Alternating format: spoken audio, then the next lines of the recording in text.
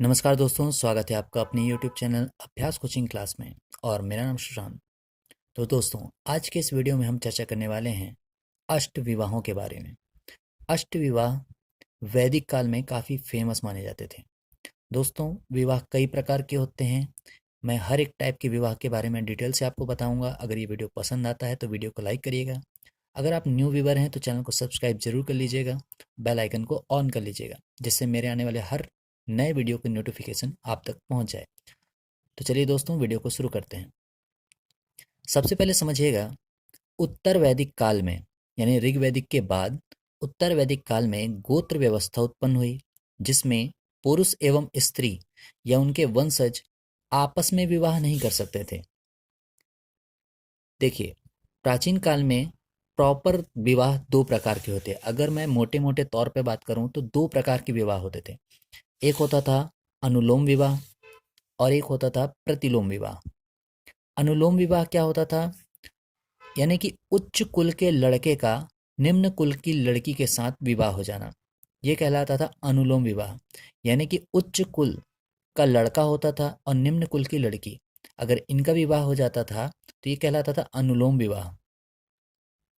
फिर होता है प्रतिलोम विवाह। प्रतिलोम विवाह में उच्च कुल की लड़की का निम्न कुल के लड़के के साथ विवाह हो जाना। ठीक है, यानी इस कंडीशन में क्या होता था, लड़की उच्च कुल की होती थी और लड़का निम्न कुल का। तो ये प्रतिलोम विवाह होता था, मतलब ये ज़्यादा फेमस हो जाते थे। नॉर्मली मैरिज चलती थी, शादियां होती थी, एक वर्ण का समान वर्ण में विवाह हो जाता था, लेकिन अनुलोम और विवाह और प्रतिलोम विवाह फेमस हो रहे थे।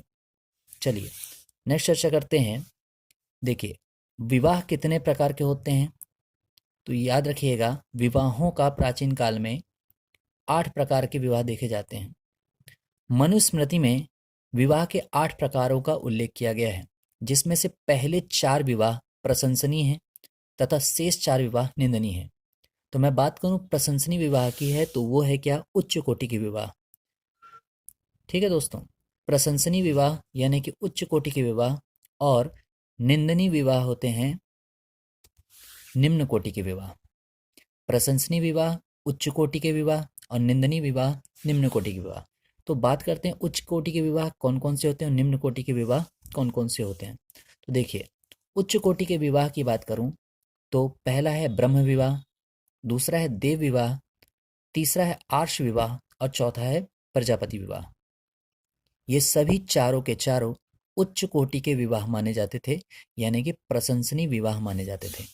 बात करें निंदनीय विवाह की या निम्न कोटि के विवाह की, तो इनमें है पहला असुर विवाह, गंधर्व विवाह, पिशाच विवाह और प्रजापति विवाह। तो दोस्तों, ये चारों के चारों निम्न कोटि के विवाह कहे जाते थे। तो चलिए अब अपन चर्चा करते हैं एक एक करके सभी तरह के विवाहों के बारे में। दोस्तों, अगर वीडियो पसंद आ रहा है तो वीडियो को लाइक जरूर करिएगा। तो दोस्तों, उच्च कोटि का विवाह यानी कि प्रशंसनीय विवाह में सबसे पहला विवाह है ब्रह्म विवाह। ब्रह्म विवाह क्या होता था? तो समान वर्ण में विवाह करना ब्रह्म विवाह कहलाता था। समान वर्ण में विवाह कहलाना वर्ण विवाह कहलाता था, मतलब ब्राह्मण का ब्राह्मण में हो जाना, क्षत्रिय का क्षत्रिय में हो जाना, वैश्य का वैश्य में हो जाना और शूद्र का शूद्र में, ये कहलाता था ब्रह्म विवाह। लेकिन इसको करने का तरीका क्या है? तो देखिए, दोनों पक्ष की सहमति से समान वर्ग के सुयोग्य वर से कन्या की इच्छा अनुसार विवाह निश्चित कर देना ब्रह्म विवाह कहलाता था। इस विवाह में वैदिक रीति और नियम का पालन किया जाता था और इसी विवाह को उत्तम विवाह भी माना जाता था। ठीक है, तो दोस्तों ध्यान रखिएगा, ब्रह्म विवाह में क्या होता था, वर्ण समान होते थे, वर्ण समान होते थे या वर्ग समान होते थे। ठीक है, और इसमें योग्य वर्ग को ढूंढा जाता था और कन्या की इच्छा अनुसार, यानी कन्या की इच्छा हम पूछते थे, कन्या की इच्छा अनुसार विवाह कर दिया जाता था और पूरे के पूरे रीति रिवाज से किया जाता था, और इस विवाह को उत्तम विवाह कहा जाता है। ठीक है दोस्तों, ये पहला प्रशंसनीय विवाह है या फिर उच्च कोटि का विवाह है। अब ब्रह्म विवाह में खास बात यह है कि कन्या का मूल्य देकर होता था, कन्या का मूल्य देकर किया जाता था। ठीक है, चलिए सेकंड देखते हैं। तो सेकंड है देव विवाह।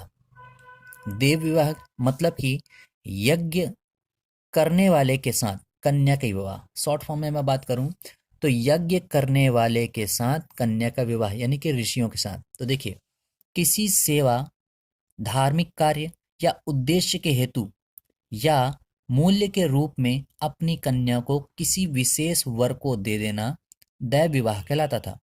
लेकिन इसमें कन्या की इच्छा की अनदेखी नहीं की जा सकती। इसे मध्यम विवाह कहा जाता था। प्राचीन काल में अगर कोई ऋषि हमारे घर कोई धार्मिक कार्य या फिर कोई यज्ञ करने आता था तो हम क्या करते थे, दक्षिणा सहित दक्षिणा सहित अपनी कन्या का विवाह उस ऋषि के साथ कर देते थे। ऐसे विवाह को क्या कहा जाता है, दैव विवाह। तीसरा है आर्ष विवाह। आर्ष विवाह यानी कि कन्या के पिता को वर एक जोड़ी बैल प्रदान करता था, यानी कि लड़के पक्ष वाले लड़की के पिता को एक जोड़ी बैल या जिसका जो सामर्थ्य होता था, मतलब बकरियां, गाय, ये देकर कन्या से विवाह कर लेते थे। यानी कन्या पक्ष वालों को कन्या का मूल्य देकर कन्या से विवाह कर लेना अर्श विवाह कहलाता था। यह भी मध्यम विवाह है। देखिए यहाँ पर लिखा सामान्यतः है गौदान करके, ठीक है, बैल या गाय जो भी है जिसके पास जो पशु होते थे वो उसको दान दिया जाता था। ध्यान रखिएगा, लड़के वाले देते थे किसको, लड़की वालों को। तो ये है आर्ष विवाह। चौथा है प्रजापत्य विवाह। ठीक है, प्रजापत्य विवाह यानी कि बिना लेन देन के योग्य वर में विवाह। बिना लेन देन के योग्य वर में विवाह मतलब इसमें किसी प्रकार का कोई लेन देन नहीं करते थे। तो इसकी बात क्या है, तो देखिए, कन्या की सहमति के बिना कन्या की सहमति के बिना माता पिता द्वारा उसका विवाह अभिजात्य वर्ग से अभिजात्य वर्ग के वर से कर देना प्रजापत्य विवाह कहलाता था। अभिजात्य वर्ग के अंदर का देखिए, जिस व्यक्ति से विवाह किया जाना तय हुआ है वो धनवान और प्रतिष्ठित होता था। ठीक है, इसमें लड़की का हम सहमति नहीं देखते थे कि लड़की हमारी राजी है या नहीं। ठीक है, तो ये होता था प्रजापति विवाह। आज भी ऐसा कई जगह देखने को मिलता है ना। अगर लड़का का बिजनेस अच्छा है या सरकारी नौकरी पे है तो अक्सर ऐसे विवाह हो जाते हैं। तो ये चारों के चारों थे क्या, प्रशंसनीय विवाह। चलिए अब चर्चा करते हैं क्या, निंदनीय विवाह की ओर। तो निंदनीय विवाह में अपना सबसे पहला है क्या, गंधर्व विवाह। ठीक है, गंधर्व विवाह। तो गंधर्व विवाह में देखिएगा, प्रेम प्रसंगों के आधार पर जो विवाह होते थे इनको क्या कहा जाता था, गंधर्व विवाह। देखिए, इस विवाह का वर्तमान स्वरूप है प्रेम विवाह। परिवार वालों की सहमति के बिना वर और कन्या का बिना किसी रीति रिवाज के आपस में विवाह कर लेना गंधर्व विवाह कहलाता है। वर्तमान में यह मात्र यौन आकर्षण और धन तृप्ति हेतु किया जाता है, लेकिन इसका नाम प्रेम विवाह दे दिया जाता है। अगर हम बात करें इस विवाह का, इस निंदनीय विवाह का कोई उदाहरण की, तो आप उदाहरण के लिए देखिएगा दुष्यंत एवं शकुंतला का विवाह। गंधर्व विवाह का उदाहरण अपन को देखने को मिलता है दुष्यंत एवं शकुंतला का विवाह। दोस्तों अगला विवाह है क्या, असुर विवाह।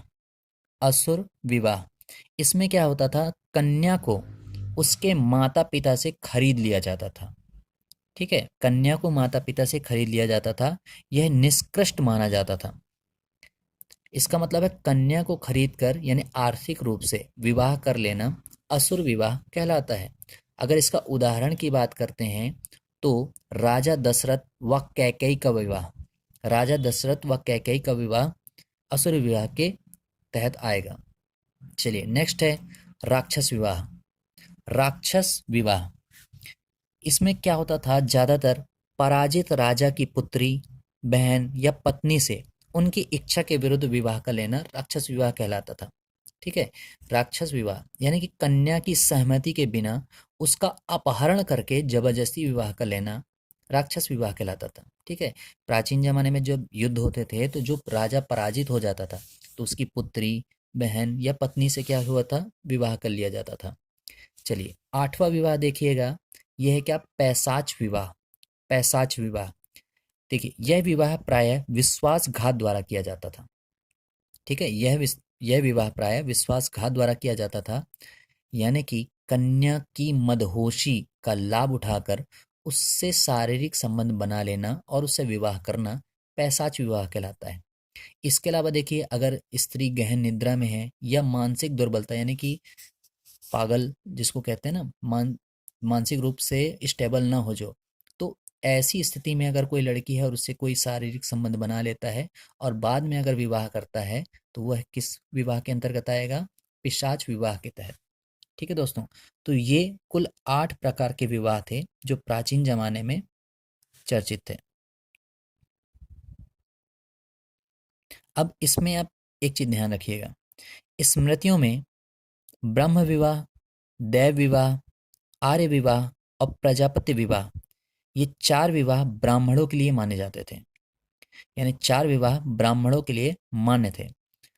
असुर विवाह केवल वैश्य एवं शूद्र में, जबकि गंधर्व विवाह के क्षत्रियों में होता था। ठीक है, असुर विवाह केवल वैश्य और शूद्र में, जबकि गंधर्व विवाह क्षत्रियों में होता था।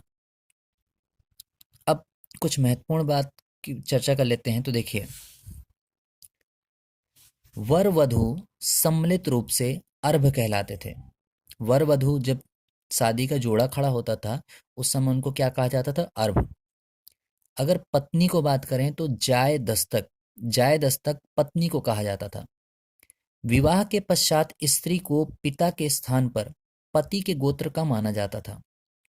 विवाह के पश्चात यानी शादी होने के बाद जो स्त्री होती थी, उस वो अब पिता का गोत्र का नाम नहीं यूज कर सकती, वो पति के गोत्र को यूज करेगी। ठीक है, संभवतः निम्न कोटि के विवाह उन लोगों में प्रसिद्ध था जो ब्राह्मण नियमों को अस्वीकार कर देते थे।